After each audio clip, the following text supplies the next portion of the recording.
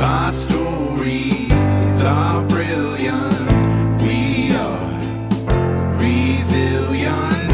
Our stories are brilliant. We are resilient.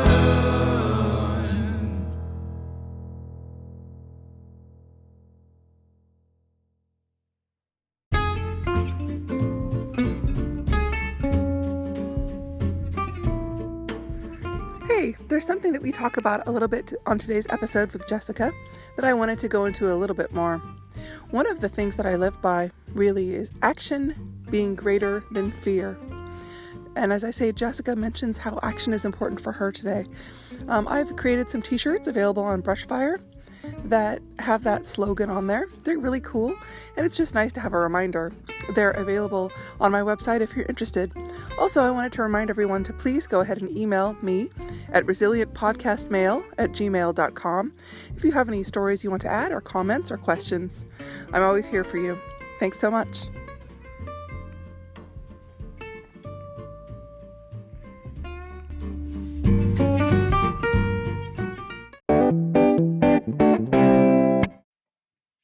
Hi, we want to welcome Jessica Stancil to the program.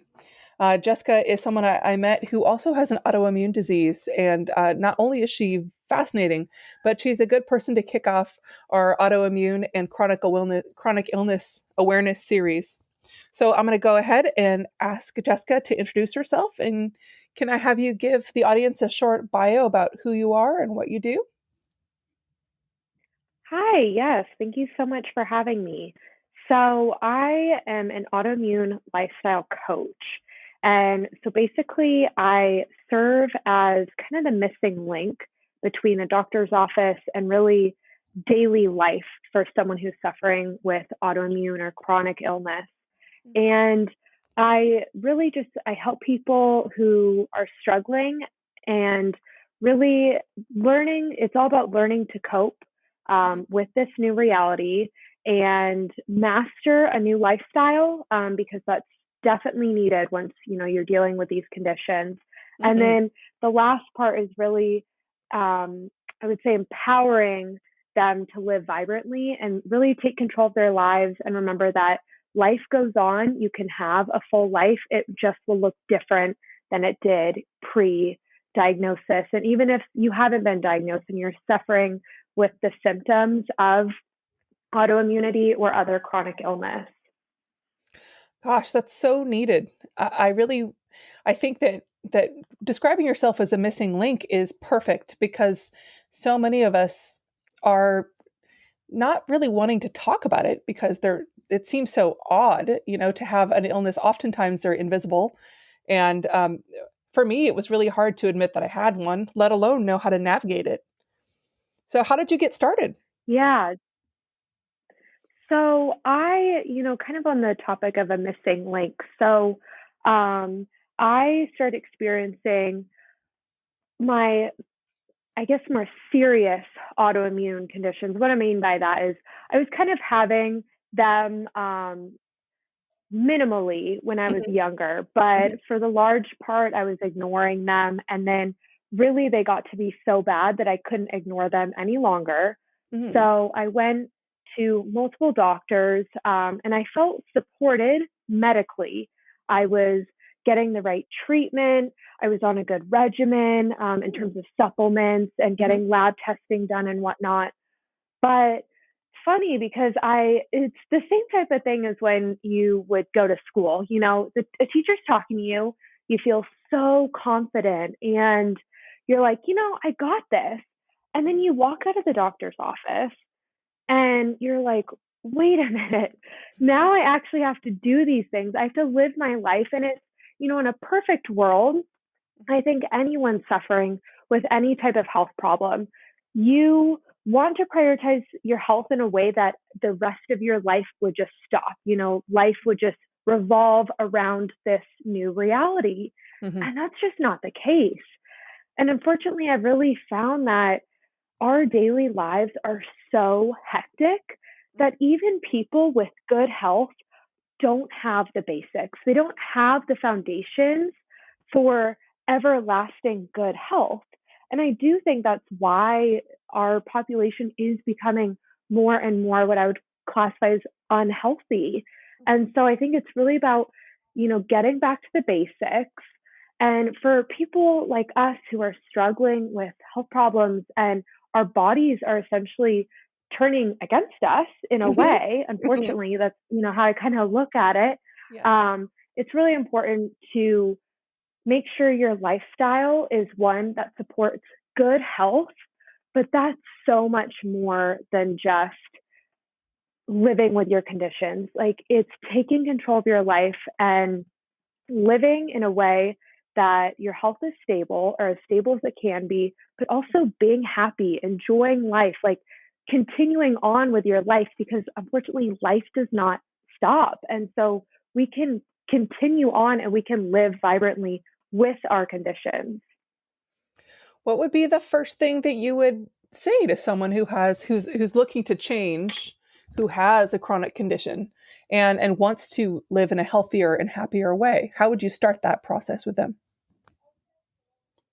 So, and it's funny that you say, wants to change because unfortunately I find a lot of people are kind of stuck in old ways, Hmm. even when they have chronic illnesses. Hmm. And so a lot of people come to me and they say, I'm ready to make a change. What do I need to do? Hmm. And unfortunately, I found that our society is obsessed with the makeover. We are obsessed with the big, drastic changes. Hmm. And unfortunately, when you don't have good health, you want to trick your body into changing. It's so much more than just the physical body. You want to Hmm. trick your emotions, your mental capacity, everything into changing. Hmm. So, the first thing that I really encourage people to do, it's so, so hard to not get ahead of ourselves, but really it's making small changes that are going to last the longest.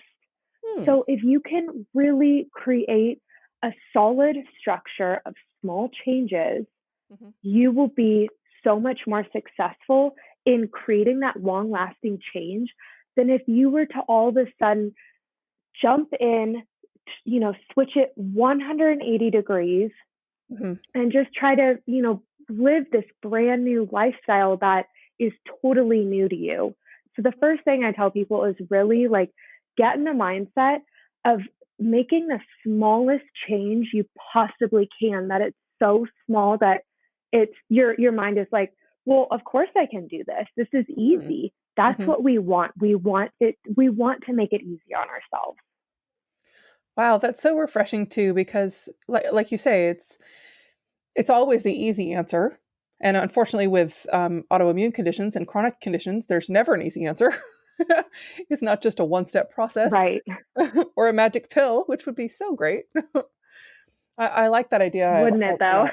Yeah, that would be great. But I think that your approach has real value to people, and I wish that it was more widespread. I had never known that there were people who were coaches for people who had autoimmune conditions, so I'm pretty excited about it. Can I ask? Yeah. And I go Go ahead, ahead. sorry I'm about that. sorry.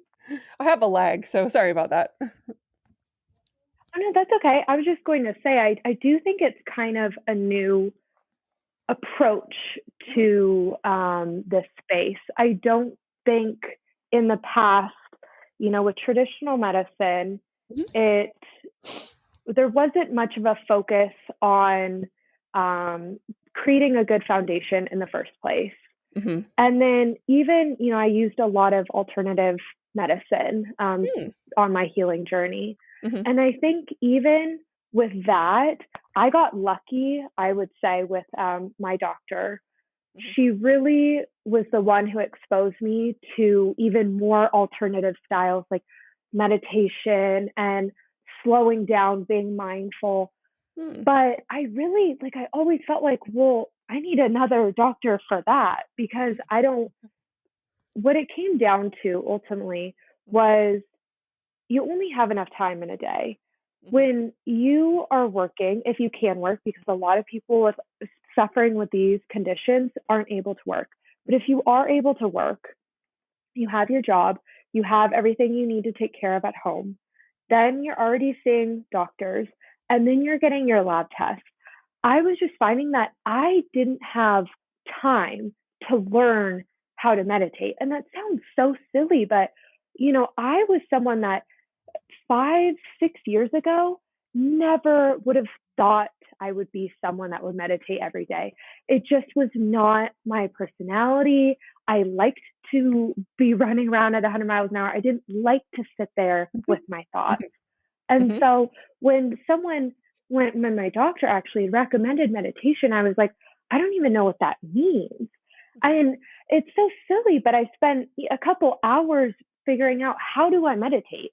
Do I listen to someone? Do I sit alone with my thoughts? Like, what is meditation? So I think, there is definitely this missing link just in the space in general. We have the support, we have nutritionists, so we have the support for food. We have doctors that specialize now in like just your testing. Then we have these kind of like functional medicine doctors who can help with the testing, but they're dealing with your diagnosis, they're putting you in a good regimen. So there's all this support in those areas, but no one is holding you accountable to making sure you're enjoying your life. And that is huge. Like, that is such a big component of healing. It's just feeling What style of good in meditation all did areas, you? not just your body. Mm. I think that also is something that is just incredibly important. I think that everyone's focused on the one part, or everyone's very Yes, specific, and it's a very holistic approach to really try and think about how you're feeling about it, not just am I getting better or am I not getting better or am I in a holding pattern, but how are you doing internally about that. Finding a way to change that definitely. and make you feel as good as you can about what's going on with your life at the moment is something everyone can use. Yeah, So I believe so. what other kinds of alternatives have you gone through? What kinds of things do you recommend besides meditation? Things like breath So work? I really have, yeah. So I've really incorporated a complete, what I would call like mindful lifestyle.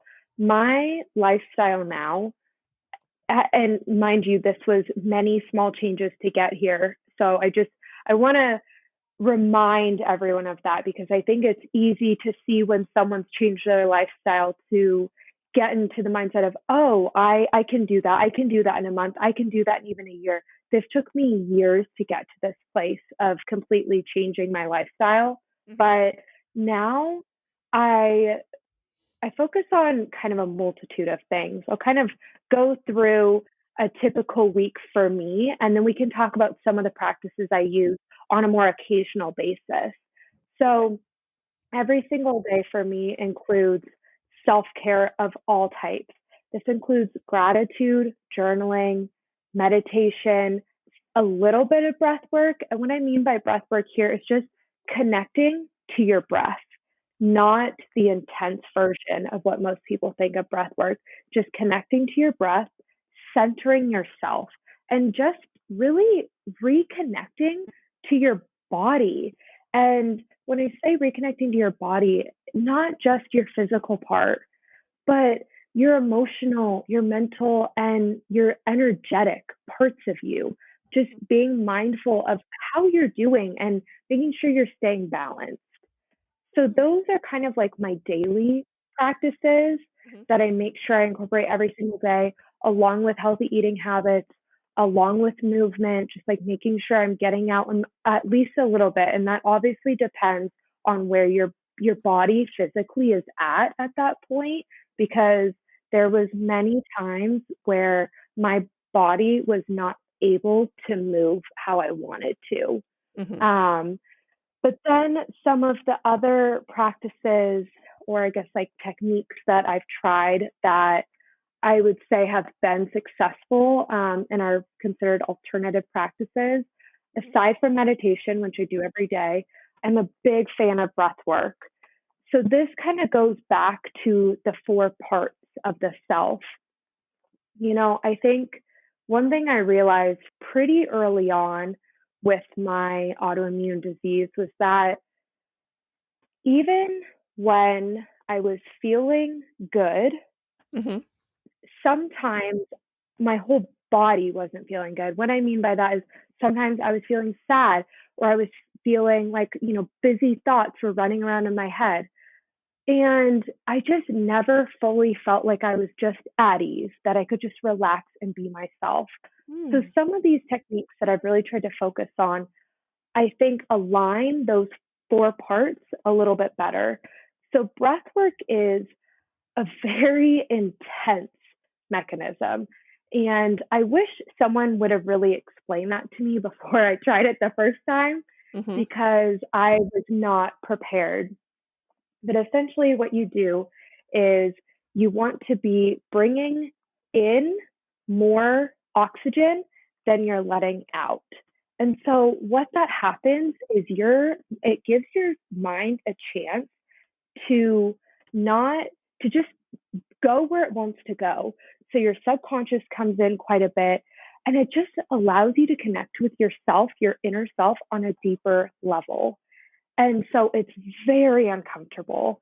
Your body has way more oxygen than it needs, and so you'll find everyone experiences it differently. But your fingers will tingle, or what happens to me is my lips will go numb, and it's like a very bizarre feeling. But it really is such a high. It's a very interesting experience, but I found at a certain point I needed to take the next step to just kind of go to my subconscious and turn off the thinking mind. So Mm. breath work has definitely been, I would say, the most alternative method that I've used.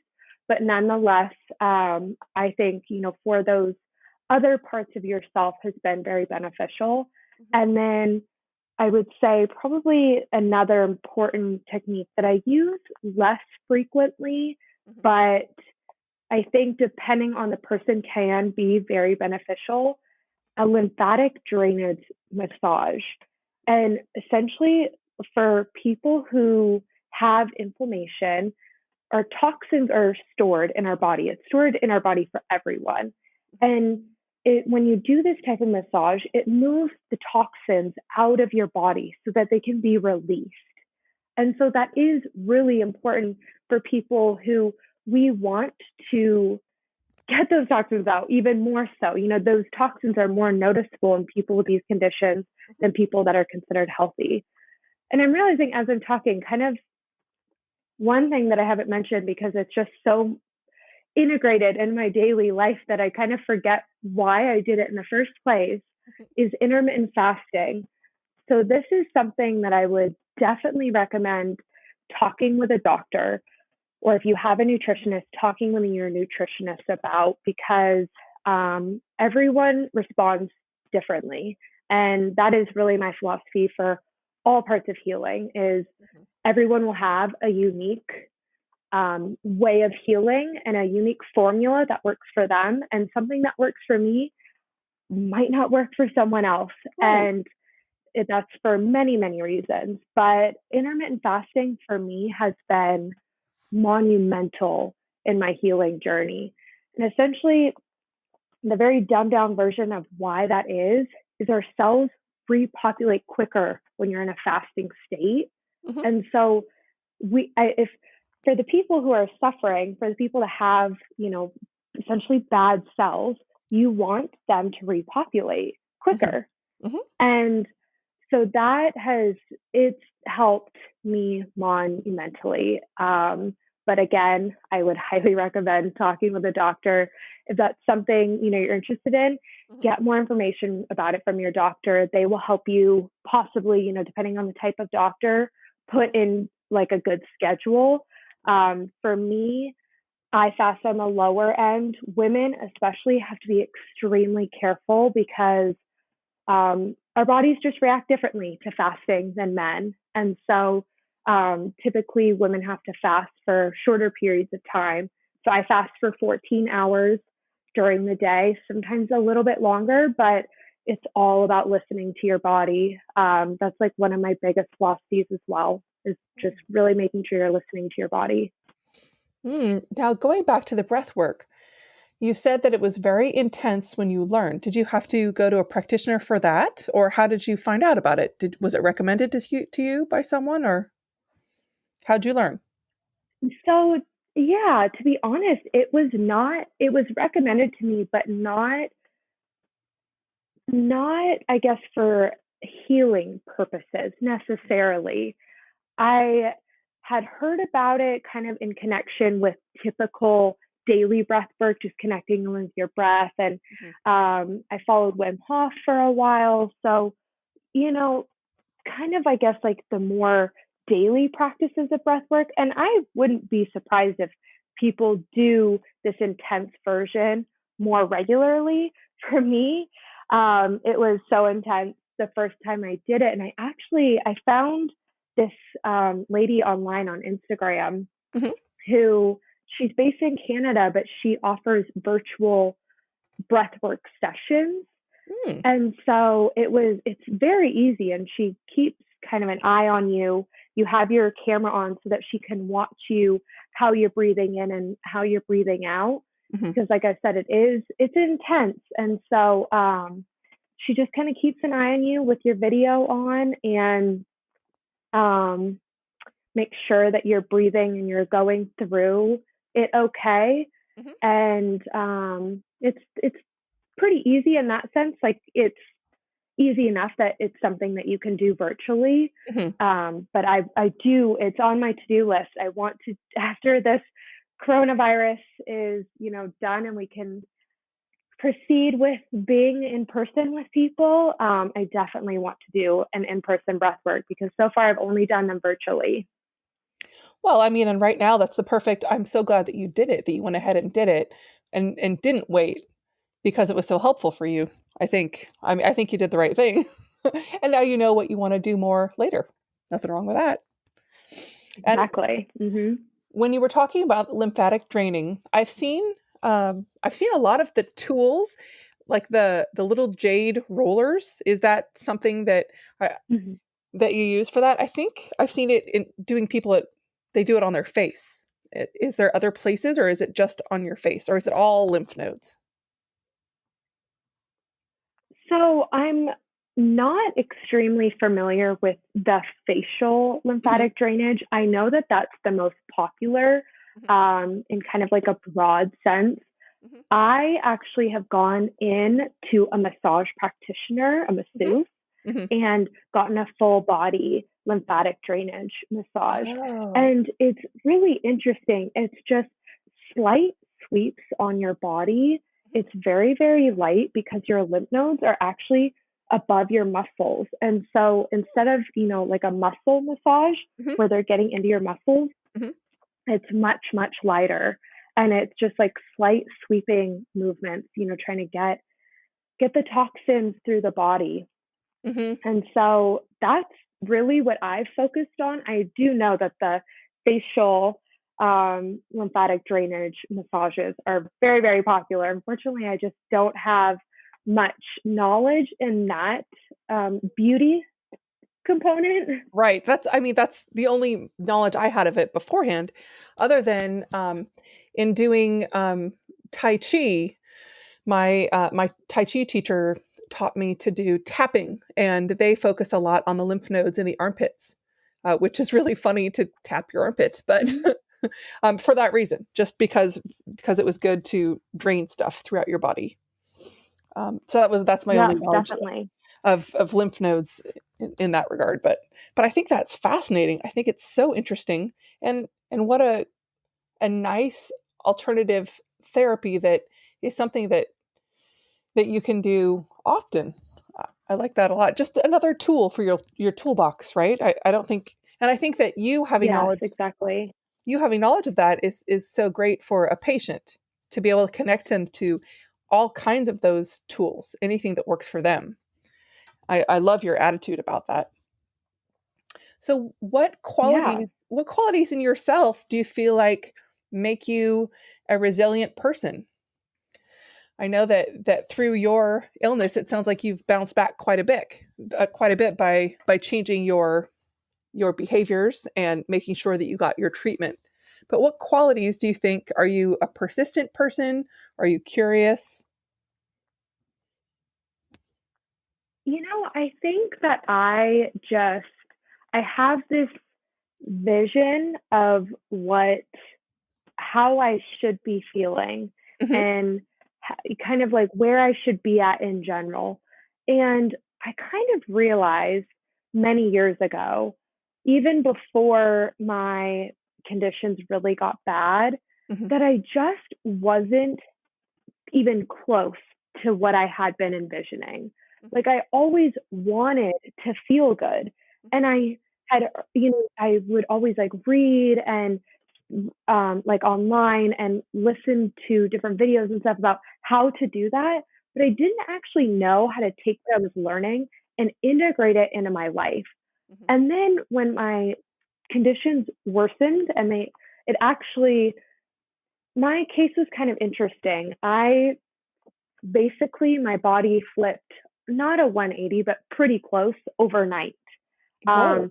Where most people have like a gradual change in their health, mine Right. was pretty drastic. Huh. My body basically shut down, and I was in the emergency room and fighting for my life for a little bit. And so I I just had to figure it out for myself. Hmm. And I do think that people want to believe that change is easy. Hmm. Unfortunately, change in any sense is not easy. Yeah. It's just not. Right. And so I think that's something that I've always understood to my core, that any change I do is going to be hard. I'm Hmm. going to try to make it as easy as I can on myself. And I'm going to follow through because I'm going to plan it out in a way that I can't fail. It Mm. might not, my end result might not be what I had in mind, but it's going to be better. And I really think that's all we can ask for is we, I think so often we forget that we always have the potential to feel slightly better. And that is, we have that capability to provide ourselves with that. And I think a lot of times when we're given a diagnosis, we're told by a doctor, this is how your life is going to be, and live with it. And I don't believe in that. And I never have. When doctors would tell me that, I would say, well, you're telling everyone else that, but you don't know me. And you don't know how hard I'm willing to work. And I think that really served me well, was working hard, making a plan, putting it into place. It's all about trial and error. I would try things. If it didn't work, I would try something else. But it was never, I'm going to try something and then I'm going to stop and I'm going to sit with this disease while it continues to really take control of my life. Like I didn't feel like I had control of my life. So you didn't wait for a diagnosis per se before you started changing your mindset and being like, this isn't going to beat me. It sounds like Yeah, you had a, that's actually a really good point. so do you mind talking about your diagnosis, whatever that is or was? Yeah. Yeah. So it's actually funny that you say that because I've never really thought of it like that. But I think, when we're dealing with health problems, everything's kind of going around us at 100 miles an hour. And sometimes we look back on certain things, and I just have never really reflected on that piece. But I actually, right at the time that I really started to take control of my own health, I was working with a traditional medicine doctor. I wasn't getting the answers that I wanted. So I started doing all of my own research. I was spending hours every single day researching what other people have found would help them. And I don't mean what medicine or what, you know, supplement. I was looking for natural, holistic remedies. And I was coming across the same things over and over and over. I was coming across diet. I was coming across lifestyle shifts. And really, what I mean by lifestyle shifts, some people, and I am one of these people, I absolutely believe meditation has helped in my healing. And it's so much more than just sitting there with your thoughts. It's really a matter of like being able to slow down your life to a Mm-hmm. point where you can be in control of your body and you can reconnect with your body and listen to the signals that your body is always giving you. And so, right around this time that I actually was doing my own research, I don't think it's any coincidence that this amazing doctor was kind of brought into my life. She was an integrative medicine doctor, and she was perfect for me because she'd actually been in the traditional space for a little bit Mm-hmm. and just kind of realized that patients weren't getting the answers that they were looking for, and there was a reason why. And so she was life changing for me, in more ways than one. But my diagnosis, you can kind of switch gears here and talk about that. So my diagnosis was a little bit anticlimactic, and what I mean is that I was I had been in the ER. I had had some of these crazy symptoms. Essentially, what led me to the ER was I had hives, Mm-hmm. and I went into anaphylactic shock. And so I was rushed from an urgent care to the emergency room. I was given multiple EpiPens, which is pretty uncommon. Normally, one EpiPen will kind of do the job. Right. And it was a very, very scary time. Um, and I'm blanking on the type of hives I had, but essentially my swelling of my body, my joints, everything was so swollen. My lips, every part of my body was so swollen, that I was like unrecognizable in some senses. And Wow. so after that kind of scary, yeah, it was very, very scary. And after I kind of went through that, I was expecting this very dramatic diagnosis, Right. right? Because like Yeah. when we're going through these health problems, like you're just expecting like a name that really makes you feel like, yeah, that's what I'm going through, that Yes. awful name. Oh, yes. And then when I found out that I had Hashimoto's, I was Mm-hmm. like, oh, it's just my thyroid. Like, I thought my whole body was failing, and my body was not operating well. But essentially, that's what I have: is I have an underactive thyroid, and that's Hmm. really caused more problems than one. The biggest thing I've learned about this space, I was kind of confused in the beginning because most people I talked to, they had one autoimmune disease, Mm-hmm. they had two or three. Mm-hmm. And that didn't make a lot of sense to me in the beginning. I would think about it and be like, how are they so unlucky that they, Right. some people have zero, some Right. people have multiple. Mm-hmm.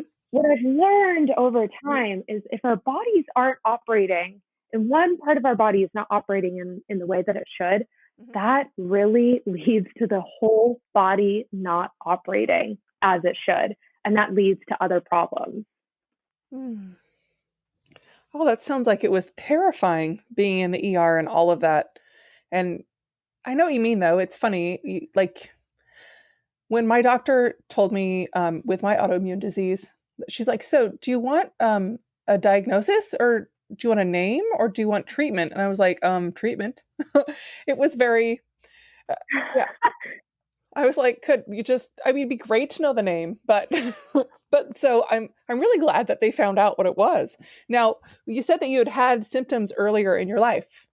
Did you have Hashimoto's symptoms then, like before? They were different, yeah. So they were definitely different. I think the biggest red flag that I Hmm. should have noticed, Hmm. but I guess I should have, I don't want to say complained more about to my parents, but I should have been more vocal about how much discomfort I was in, Hmm. was how low my energy levels were when Oh, I was wow. going throughout high school and Uh-huh. college. Uh-huh. Yeah, like some days it would be so debilitating that I would be in class and almost fall asleep.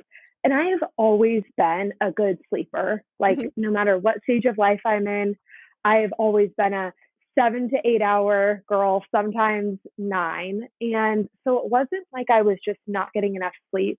Hmm. My levels were off. And I think when I was younger, when I was in high school, attributed to, oh, this is normal for teenagers. Mm-hmm. I think maybe a little bit that can be Oh, true. yeah. But I Yeah. think right. I think, my levels, how tired I was all the time, how low energy, that was not normal. Mm-hmm. Right. Like hindsight is 2020 kind of thing. Like, yeah, of course. Now it Hmm. makes sense. So what kinds of things Exactly. I love that you said that you have self-care as a mandatory part of your day. So is there one out of all of your methods of self-care that you think is the most important? Is it meditation or is it breath work? Like what's your one thing that your day wouldn't be complete unless you did? I would have to say journaling. I think, and this is why, I think, the biggest thing I've learned throughout my journey is that we have to be our own person for everything, a little bit at least. We have to be a little bit of our own doctor. And what I mean by that is your doctor will give you instructions, but you have to be in charge of doing it.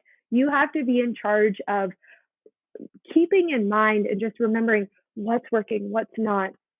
That's your responsibility. Unfortunately, a doctor's help stops at the doctor's office and then it's on you. Mm-hmm. And I kind of think, you know, there's different, I guess, I think therapy can be a little bit controversial. Mm-hmm. Everyone has their own opinions about it. Mm-hmm.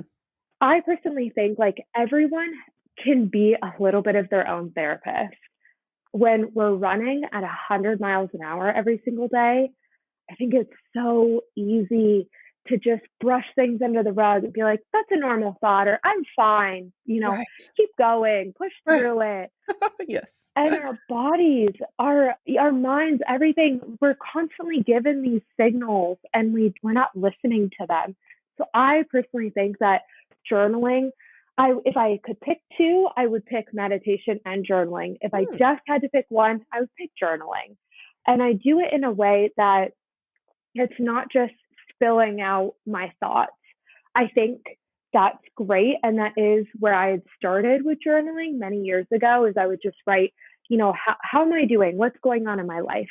And that was great. That was still very effective for me. Mhm. Now I have a little bit more of a constructive approach, I would say. It's a little bit more of like a structure to my journaling practice. And what I do is I sit down and I ask myself, how are you feeling? How am I feeling today? And it's funny because sometimes what happens is I'll wake up in the morning and I'll kind of jump out of bed and be like, oh, today's a great day. I'm feeling good. Like I got a good night of sleep. The sun is out. I'm Mhm. feeling good. And then Mhm. I'll sit down with myself and I'll get quiet for just a second. I'll close my eyes and I'll ask, how am I feeling today? Sometimes, this is not very often, but sometimes I'll be hit with such a strong emotion like, you are tired. You are feeling overworked. And so, kind of Mhm. my journaling process, I take myself through, why why did this come on all of a sudden? I jumped out of bed. I was feeling good. Why is there this inner voice that's telling me I'm tired and overworked? And a lot of times, I think what happens, in my case at least, Mhm. I jump out of bed and it's like adrenaline. Just because I was feeling good for a minute doesn't mean that my energy levels were 100% that day.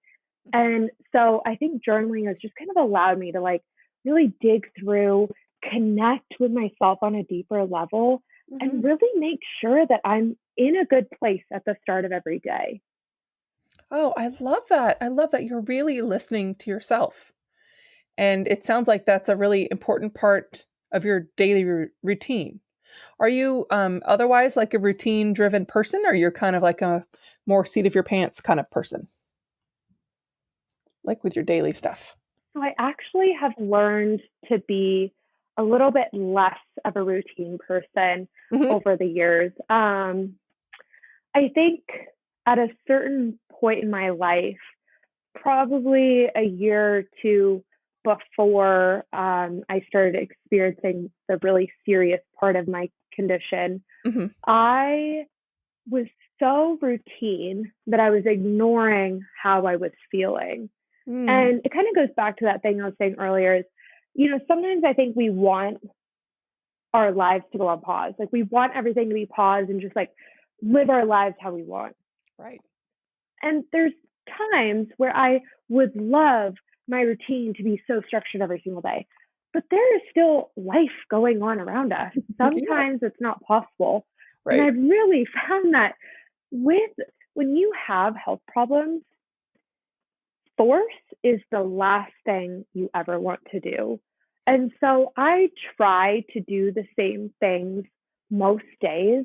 Mm-hmm. But if something else comes up, or if I'm not feeling well, or if I didn't sleep well the night before, really, most things, I am fine to adjust Mm-hmm. my what I would call routine. Mm-hmm. And so I do kind of have, like you said before, which I think is exactly how I describe it.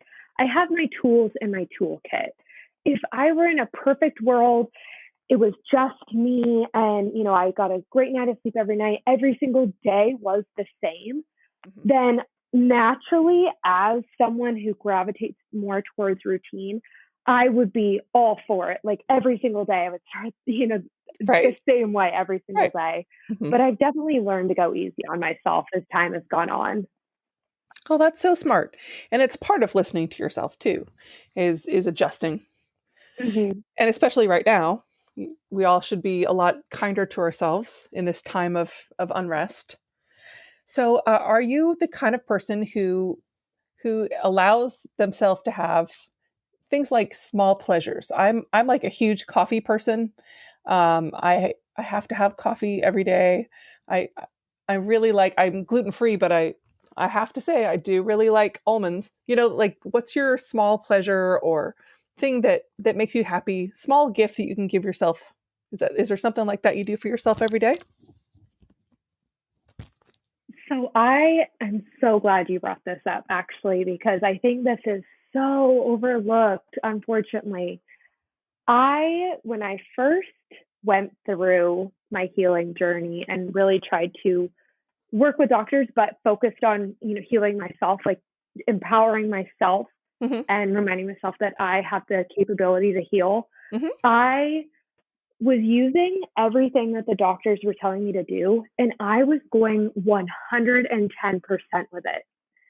And Yep. initially, and I guess I should probably walk through some of the things that I had done, Mm-hmm. but I was told, to take things really easy and, do a lot of like have a ton of rest. And Mm-hmm. really, my doctor wanted me to be working from home for a little bit, just so I can kind of reconnect with my body and like just really let my body have a bit of a break. It had been through so much. Mm-hmm. And I was put on this, um, it's essentially, it was I guess paleo, not to a T, Mm-hmm. but Mm-hmm. very much paleo like. And I stuck with those things so hard. I was not doing anything with my life. Like the highlight of my life for weeks was going on one walk a day outside. I was sticking so close to this diet that I was seeing so much benefit physically, but mentally, I was a disaster. Mm. And I struggled with it because I just, again, like it goes back to my small changes. Mm-hmm. I, I don't know. I think I tried to take too much on at one time, and my mind freaked out, my emotions freaked out. Right. Energetically, I was a mess. Mm-hmm. And so that did not work out very well for me. So now it's taken a lot of trial and error. Again, like that's a big part of my approach to healing is finding what works for you. Mm-hmm. For me, that looks something like an 80/20. Mm. 80% of the time, I have my foods that I know are going to nourish me. They're going to help my body as a whole fight my inflammation. Mm-hmm. And they're overall just going to make me feel good. Right. So I really focus on those foods 80% of the time. Mm-hmm. The other 20% of the time, I let myself live a little. Right. But I do want to say one thing that I think has helped me immensely has been I have hard no's. I Mhm. have things that I just will not allow myself to treat on Mhm. at any point. Mhm. And when I say that out loud, it's funny because how I'm saying it is actually in direct opposition of how I view it in my mind. For Mhm. so long, I had looked at it as I'm not allowed to have these things. Mhm. And I would go to my doctor and I would say, well, this was a really hard week because I was with friends and they were all having pizza and I can't have pizza. And, I was kind of getting worked up. And she would constantly remind me, focus on the things you can have, Mhm. not the things you can't have. Mhm. And I always was like, okay, like it wasn't clicking until I started helping people. And now I'm like, I get it.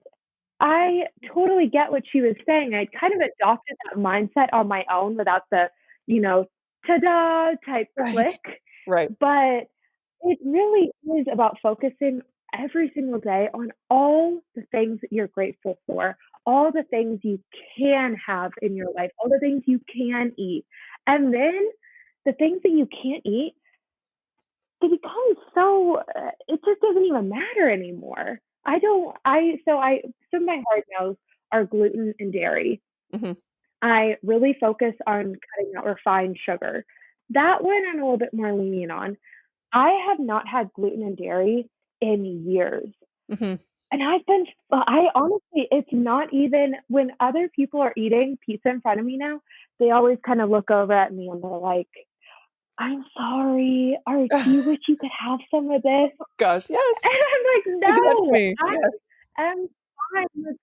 I am totally okay. And if there was ever a time I feel and that we didn't have to, but that we were gluten and dairy free or we were having these diet restrictions, the time is now. I mean, there are so many more options, even from a few years ago when I first started all of this. Mhm. There's so many more options now that I'm almost like, it's I am fine. I am not missing out. My mindset has really shifted. Mhm. Oh, you're right. It's not a scarcity thing. It's not I liked what you said about Exactly. like it's more yes, I'm not eating this, but it's on purpose. It's not like accidental.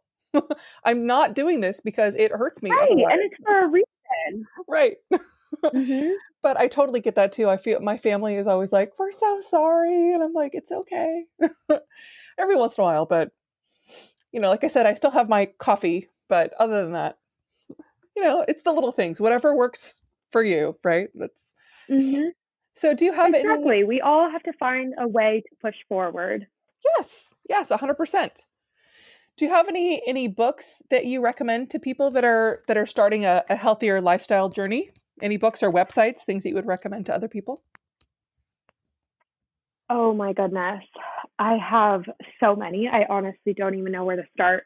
I think I think the biggest thing is to this isn't a direct answer to your question, but if I were going back and I were to redo a couple things, if I could, restart my journey, this is kind of the educational route I would take.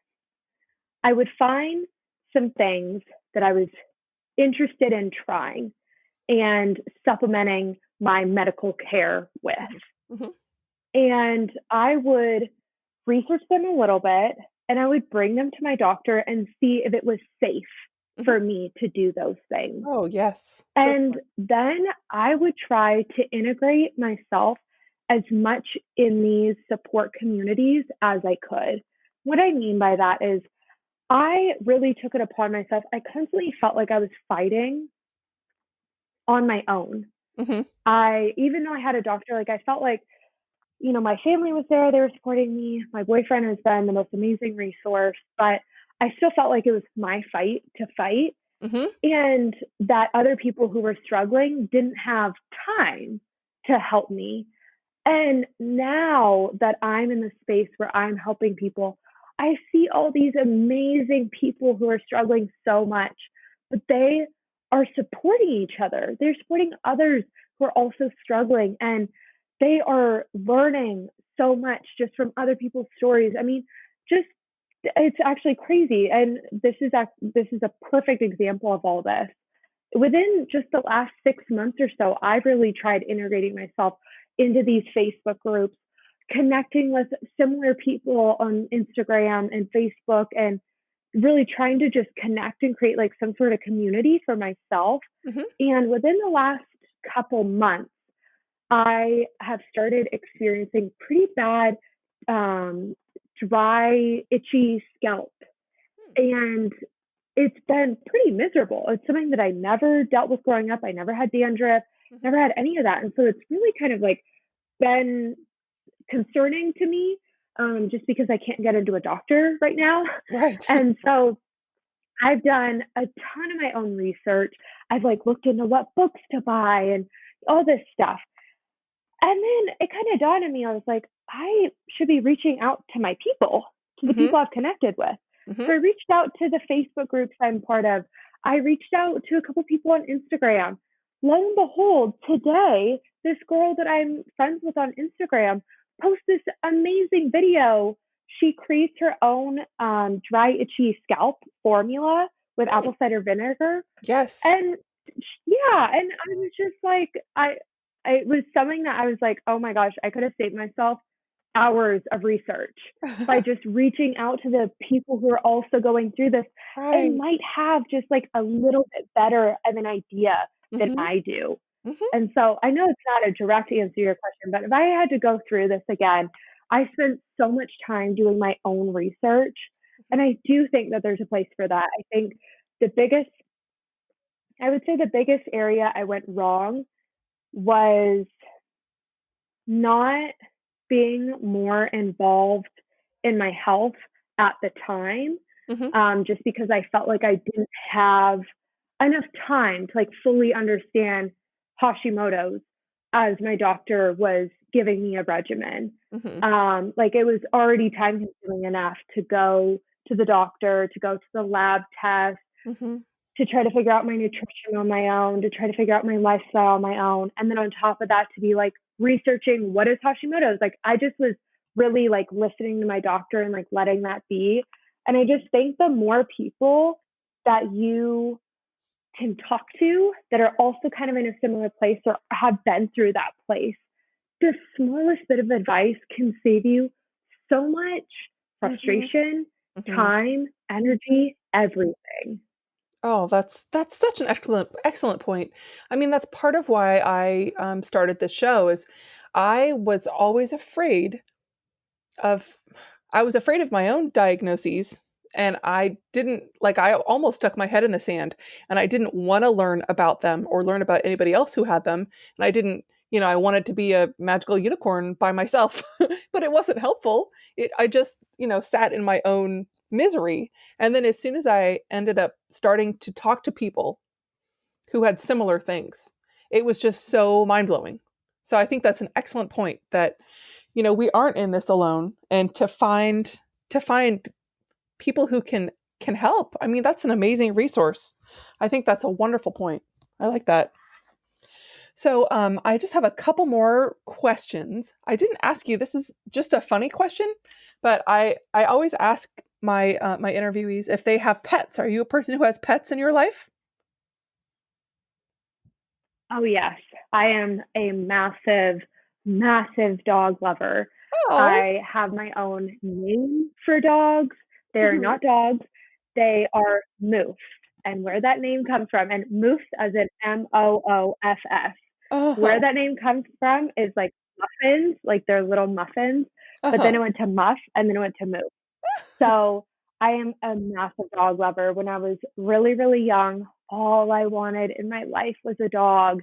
I wanted one so bad. I would walk my neighbor's dogs Uh-huh. every single day, free of charge, just so I could like play with their dogs. Oh. And my parents always, my sister and I always had a lot going on with sports and stuff. And my parents were like, we don't have time. We're like, you guys aren't going to take care of the dogs. So we just can't invest in, the time right now. And So then, of course, like 2 years, I think I was a junior in high school, my parents got me a little Maltese Yorkie mix.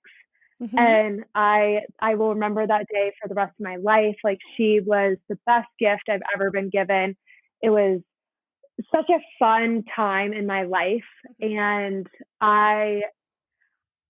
so since then, I've had a couple pets in college, just like roommates and friends have had that.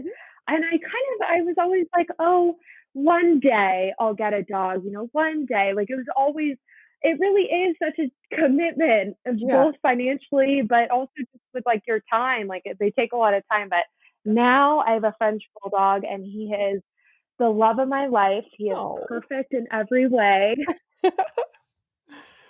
I love it. What's his name? Wrigley. I'm not sure how familiar everyone is with French bulldogs, but they're very much like little pigs.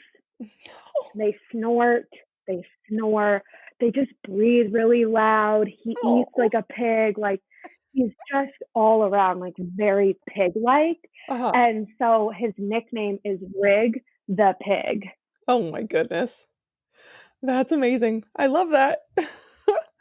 That's cool. And I also He's pretty cute. Oh, that's adorable. And I think that for a lot of people who have chronic illness, having a pet can add so much. I've read studies. It adds so much to your life. Even when you can't necessarily verbalize what's wrong. I feel like my animals know, and they can give you comfort in a different kind of way. Especially, like you said, if you're incapacitated for a certain amount of time, it's nice to have an animal. They can just wordlessly help you. I think that's great. I like that. Now, I think. Go ahead. So I think I was just going to say, kind of on that topic, I could not agree more. A big foundation of my philosophy on healing is really around feeling good. And sometimes it's the things that we just completely overlook that make us feel good. And pets is totally one of them. I think you hit that right on the head. It's like not everyone, but a lot of people have a pet. And I think we just overlook how happy they make us. And that sensation of feeling good is so important for our overall health, including physical health. I mean, there's so many benefits when you feel good emotionally for your physical health. Yeah. So what's next for you? Do you have any projects on the horizon? Anything that we can plug here on the show? So I am now taking clients. I'm taking one-on-one clients for my autoimmune lifestyle coaching program. And I think my end goal is to really have projects that I can, or I guess programs that I can put together, between like 6, maybe 9 week programs that can help more of the masses. And I think that term gets kind of scary because I am the first person to believe there is no blanket solution for health. Everyone has their own unique formula. But I really do think I'm finding the same things are missing across most people that are suffering with these autoimmune diseases. And it's stuff like they're not getting enough sleep, or their doctor told them to eat a certain way and cut out certain foods, or to try an elimination diet. And they want to, but something's holding them back. Like, they just can't do it. And I think that's really my end goal, is to be able to put together a program where, I still want to continue one-on-one coaching, but that people can really take this and they can, take this small little book and they can kind of go back to the basics and make sure that they are doing the foundation work, laying a good foundation for good health. Oh, that's so important. Now, we're going to have your information on the show notes, but could you also talk about your Instagram handle or your website right now so that people can hear it and write it down? Yes, definitely. So my Instagram handle is Jess, Jess underscore Stancil, Stancil. And the website is still in the works. I've really been focusing on my Instagram, and basically the kind of what you'll find there is just lots of tips, like lots of free value. I'm providing a lot of the content that I am using in my program, Mm-hmm. and I'm giving it to you for free.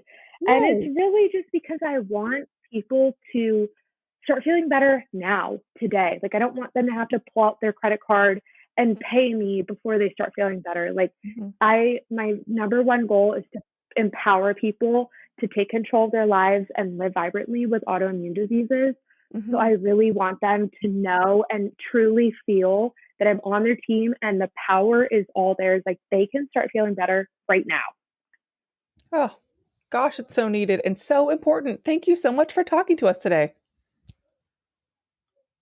Thank you for having me. This was such a good conversation. Yeah, thank you. So, as I said, we're going to have all of Jessica's links to her Instagram, so you'll be able to see that and see how you can contact her so that you can be a client or get some of her great free resources.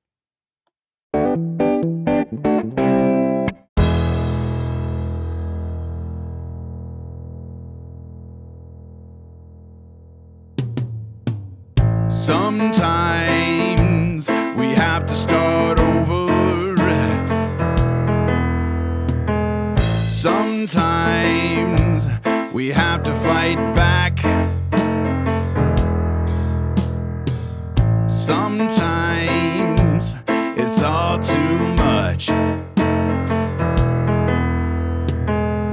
Lost inside the black.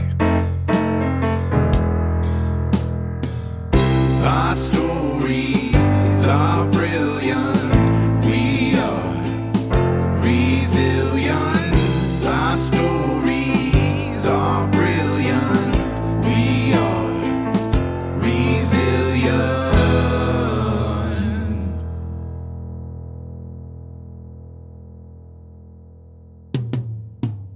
Sometimes we need to lift the voices of those who've overcome and expose the ones that made the choices